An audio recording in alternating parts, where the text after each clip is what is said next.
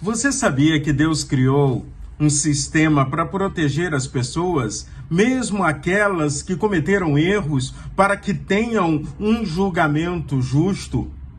Ao mesmo tempo, Deus também separa o crime que houve a intenção de fazer do que não houve a intenção de fazer.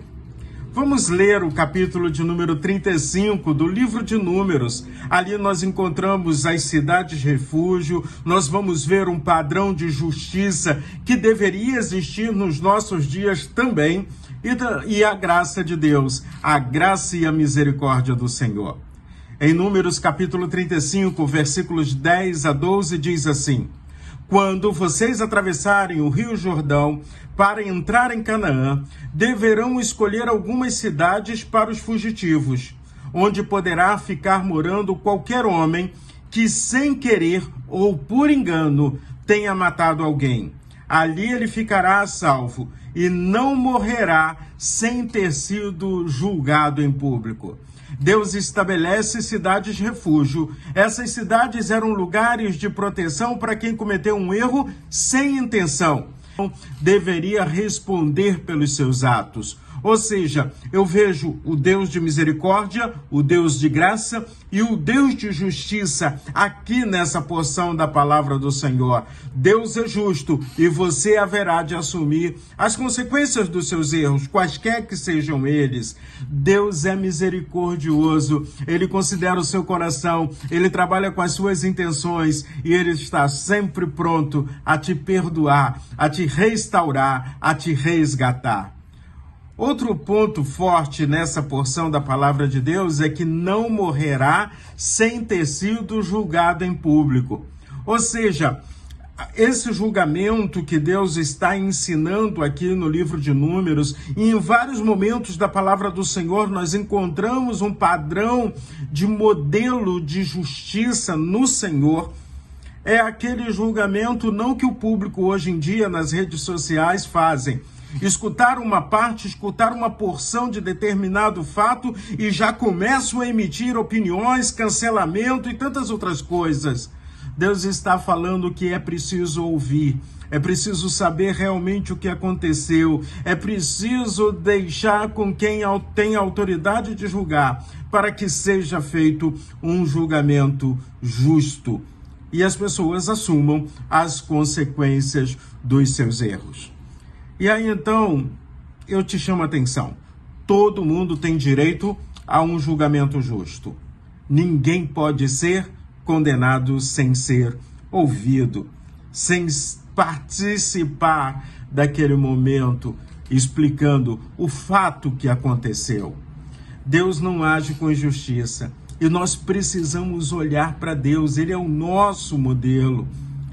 Deus não condena. Apesar de Ele conhecer o nosso coração, Ele condena o pecado, mas Ele ama e restaura o pecador. Deus valoriza a justiça correta. Então, que não sejamos contados como os injustos. Os filhos de Deus na Bíblia, em várias porções, os salmos, você vai ver muito isso, são chamados de justos. Os justos florescerão, os justos farão diferença nessa terra. Agora preste atenção, o que o apóstolo Paulo diz às igrejas na Galácia, em Gálatas capítulo 6, verso 7. Não se engane, ninguém zomba de Deus. E o que um homem plantar, isso mesmo colherá. Não se engana, você vai colher aquilo que você está plantando.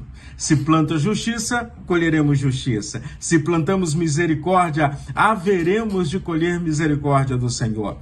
Não julgar com precipitação, praticar misericórdia na hora de avaliar um fato, buscar a verdade antes de condenar e ser também um refúgio de acolhimento a outras pessoas. Inclusive, Tiago nos ensina a respeito disso. Tiago, capítulo 2, verso 13, diz assim: quando Deus julgar, não terá misericórdia das pessoas que não tiveram misericórdia dos outros. Você está preparado para o julgamento do Senhor? Você está preparado para chegar à presença de Deus? E vamos aprender com Jesus sobre justiça verdadeira, graça abundante, misericórdia restauradora.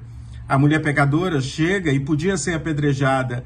Jesus a acolhe. Jesus não está acolhendo o pecado dela. Jesus está acolhendo ela como pessoa e diz: vá e não peques mais. Como é que a gente tem caminhado nesse mundo?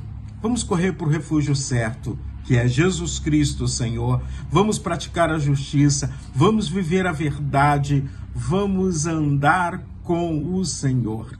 E transforme a sua igreja, a sua congregação, numa cidade de refúgio, onde as pessoas se sintam amadas, acolhidas, recebidas e prontas para usufruir da companhia sua, mas também da graça bendita do Senhor. Que o seu dia seja um dia de graça na presença de Deus. E lembre-se, Deus usará de misericórdia aos misericordiosos.